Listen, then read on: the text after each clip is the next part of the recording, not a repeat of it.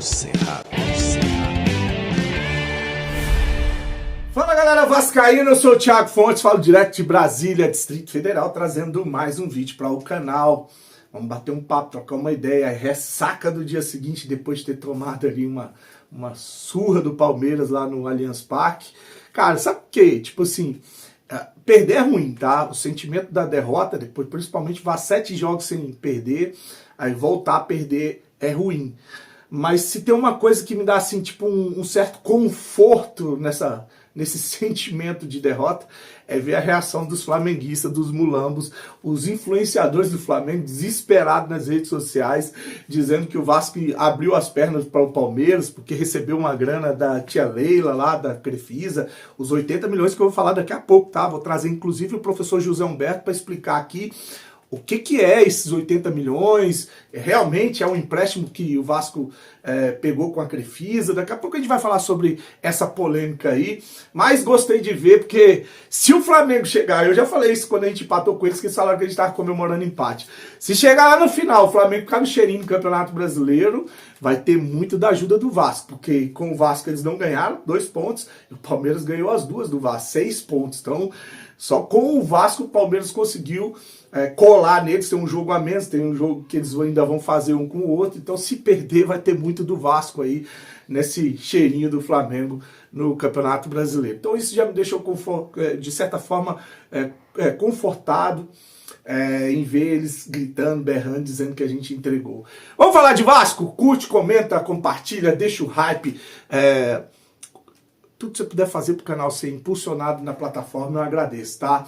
Falar em agradecimento, só antes de gente entrar mesmo no assunto propriamente dito, agradecer a galera que tá indo lá no meu parceiro, no meu novo patrocinador, que é a galera que quer trabalhar de casa, quer uma maneira de poder ter uma grana extra, ou o principal mesmo, vai depender do seu esforço, do seu trabalho, da sua dedicação. Você pode ganhar até 300 conto por dia trabalhando com esse método, que é um método inovador aí do Felipe. Tá aqui, ó, vou deixar no primeiro comentário fixado na descrição. Você vai clicar lá, tem uma equipe de suporte que vai te ajudar, vai te explicar, tem as aulas te explicando tudo certinho, tem uma equipe de suporte via WhatsApp que vai caminhar junto com você.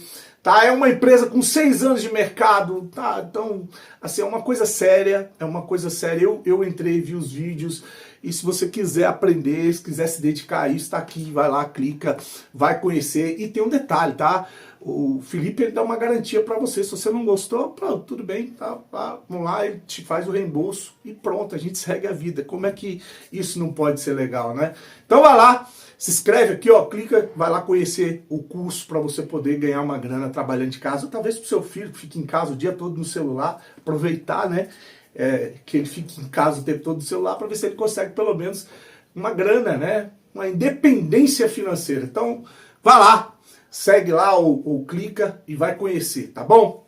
Vamos falar de Vasco? Vou começar com o Fernando Diniz, que na coletiva foi perguntado sobre a apatia do Vasco no primeiro tempo. Os torcedores estavam reclamando nas redes sociais que o Vasco entrou apático. E aí ele concorda, fala, o Vasco foi muito apático no primeiro tempo, concordo com os torcedores, tá? Aí ele fala que no segundo tempo foi diferente, né? Diz que o Vasco teve mais chance, chegou mais ao ataque, volumou mais. E por que isso aconteceu, hein, Diniz? Pelo óbvio, cara. Pelo óbvio.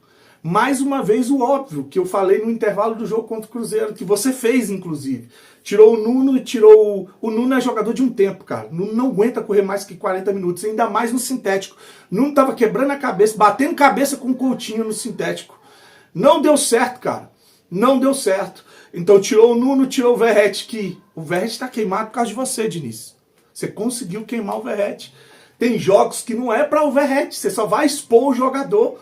A bola não chega, a gente não tem a posse de bola, não tem volume de jogadas na área, o Verratti é um a menos. Então você, com a sua teimosia, está queimando o Verratti. E esse argumento que o Verratti volta para marcar, isso não é a função do Verratti. Se você quer um jogador para fazer isso, arrume outro mais jovem, de mais velocidade, porque o Verratti não é esse jogador. Você conseguiu queimar o Verratti, tá todo mundo querendo o Verratti fora do time. E é 7 jogos que ele não faz gol. O Verratti é para entrar em jogo que o Vasco está ali dominando, com pressão, vão jogar contra o Vitória, São Januário, pressão, né, 0 a 0, a bola tá sendo cruzada de um lado, do outro, indo pra área, aí você precisa do Verratti dentro da área. Agora, contra o Palmeiras, que a gente não vai ter a posse de bola, aí tá queimando o jogador. Então você fez o óbvio, você tirou o Verratti, que era um a menos, tirou o Nuno, que estava batendo cabeça e não jogou nada, colocou 2 jogadores de transição de velocidade, que foi o David e o Andrés Gomes, e aí sim, a bola começou a chegar, o Andrés quase fez um gol, teve bola parada, a gente chegou mais, a gente conseguiu ter mais volume de jogo com essas substituições óbvias, Fernando Diniz. Eu vi algumas críticas, né, dos torcedores na internet e eu queria saber a sua opinião. Se você achou também que o Vasco foi muito apático hoje na partida contra o Palmeiras. Eu achei que no primeiro tempo o torcedor tem razão. Eu acho que a gente teve uma certa apatia, uma diferença de intensidade e por isso que a gente tomou os gols que a gente tomou. Eu acho que nesse sentido eu concordo com o torcedor. No segundo tempo a gente melhorou basicamente no nosso estado anímico e foi um jogo mais equilibrado. O Palmeiras teve chance de fazer mais gols, a gente teve chance de fazer gol, então foi um jogo ok, um jogo equilibrado. A gente não foi brilhante em nenhum momento do jogo, mas no segundo tempo a gente fez uma partida melhor que no primeiro tempo. A gente marcou melhor, a gente chegou com mais contundência, a gente teve chances, pelo menos 2 chances muito claras de fazer o gol. Tivemos bolas paradas perigosas, tivemos chute fora da área. E coisa que não teve muito no primeiro tempo. Então a análise do torcedor em relação ao primeiro tempo, ela tá, eu concordo, tem a minha anuência. Agora tem uma coisa que está passando batida aí pela mídia, né, por torcedores. Ninguém está questionando os erros de arbitragem, tá? É claro, não estou inventando argumento para a derrota. O Palmeiras matou o jogo no primeiro tempo, mereceu, jogou mais que o Vasco. Como a gente falou, o Vasco entrou apático, o Palmeiras entrou numa outra voltagem. Só que quando o Palmeiras estava ganhando de 1 a 0, teve um pênalti claro em cima do Ryan, tá? Pênalti claro!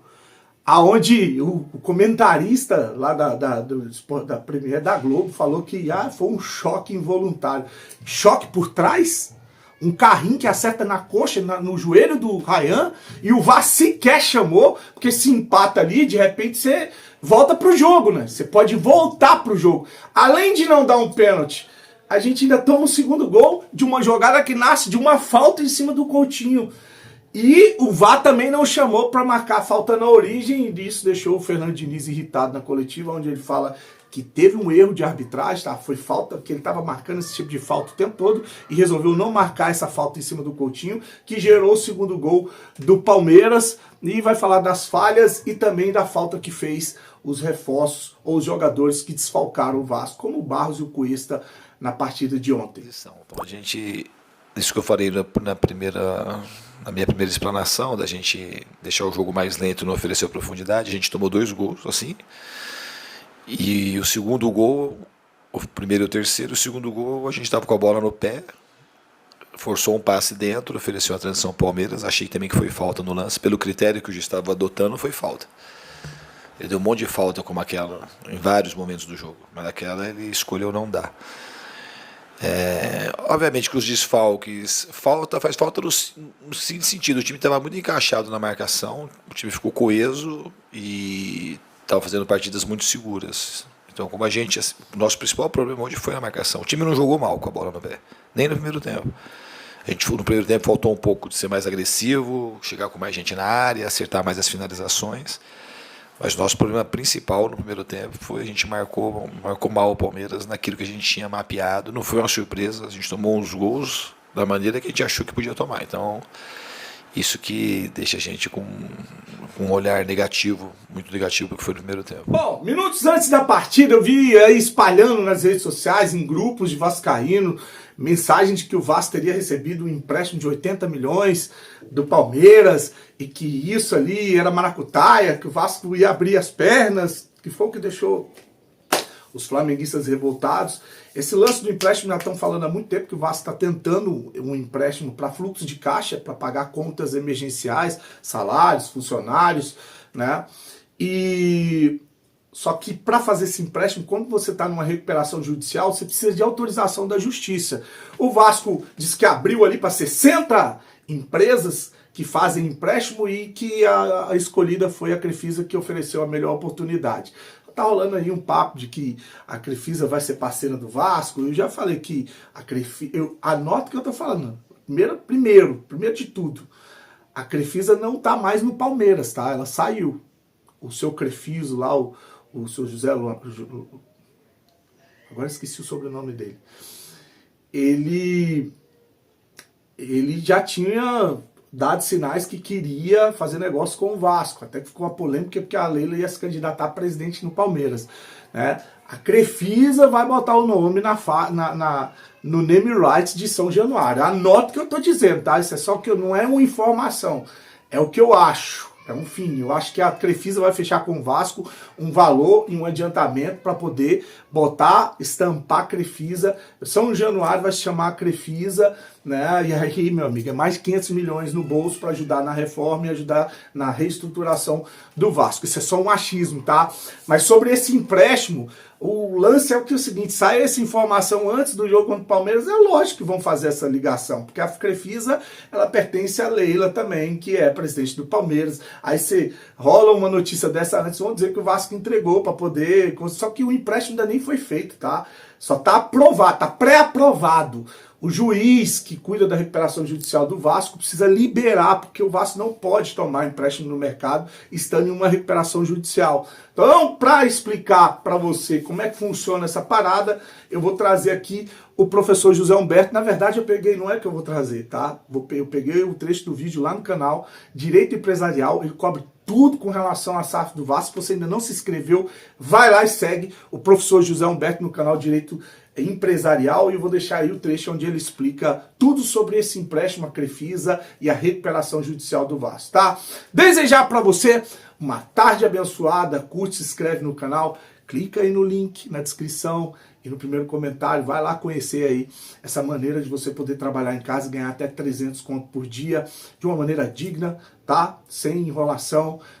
E se você não quiser, né, você vai lá e pede o reembolso, tem uma equipe para te ajudar e tomara que dê certo, tomara que te ajude, tá bom? Curte, se inscreve no canal, fique com Deus e saudações vascaínas. A recuperação judicial pedindo à RJ, no caso o Vasco, tem uma série de restrições no mercado para empréstimos. Isso mesmo. As instituições financeiras, em geral, fecham as portas, porque empresas em recuperação judicial têm um risco maior de crédito. Pois bem, na lei de RJ foi criada uma modalidade de um empréstimo ou de um financiamento especial para empresas em recuperação judicial.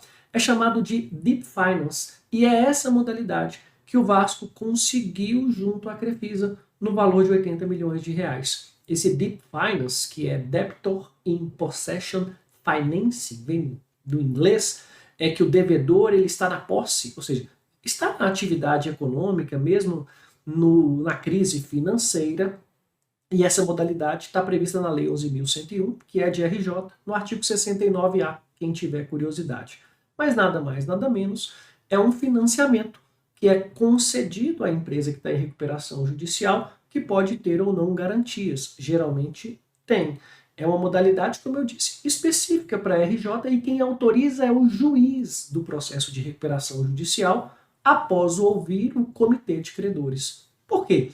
O objetivo é que esse endividamento não prejudique os credores, eles precisam ser ouvidos. Também serão ouvidos o Ministério Público, o administrador judicial, mas fato é que esse empréstimo será submetido à RJ para validar, para autorizar que ele aconteça. Porque, querendo ou não, né, pessoal, haverá um aumento do endividamento do Vasco e isso impactará nas contas do Vasco para uma eventual recuperação judicial. Aí você pergunta assim, tá, mas quem emprestar então entra na lista de credores, não é assim? E vai ter que estar submetido ao plano de recuperação judicial? Negativo. Essa modalidade, ela vem como um financiamento na recuperação judicial de forma a garantir o recebimento ao credor. O que isso quer dizer? Não entra no plano, não estará submetido a descontos, a deságios, a prolongamento de pagamento e entra numa modalidade que nós chamamos de extraconcursal, lá do artigo 84. No inciso 1º, está em primeiro lugar, vamos colocar assim, no recebimento deste crédito. Isso porque qual credor vai emprestar dinheiro para quem está em recuperação judicial para ter dificuldade em recebimento? Por isso foi criado o Deep Finance. Então é um financiador de empresas em recuperação judicial. Ao que parece, esse valor será utilizado para despesas corriqueiras, com fornecedores, atletas, trabalhadores, o dia a dia de despesas de um clube de futebol que tem despesas altíssimas por mês e não é diferente no caso do Vasco. essa questão será submetida à recuperação, mas já foi aí validada perante a Crefisa. O crédito já está aprovado, vamos dizer assim, naquele formato que foi tratado com a Crefisa, e havendo autorização, esse dinheiro cairá na conta do Vasco para cumprir essas obrigações. Quero ouvir a opinião de vocês. Foi positivo? Isso talvez seja um início de relacionamento com a Crefisa, que certamente ali no grupo familiar tem vascaínos também, né? Talvez seja um futuro investidor. É bom refletir sobre isso também, porque o Vasco, como sabemos, tem essa busca, né, por um investidor para dar uma fortalecida na SAF, fortalecida nas contas, fortalecida no clube, para inclusive sanear esse passivo existente e ter uma recuperação judicial aprovada. É isso. Deep Finance prestes a ser aí aprovado para a recuperação judicial. Se tem algum comentário, algum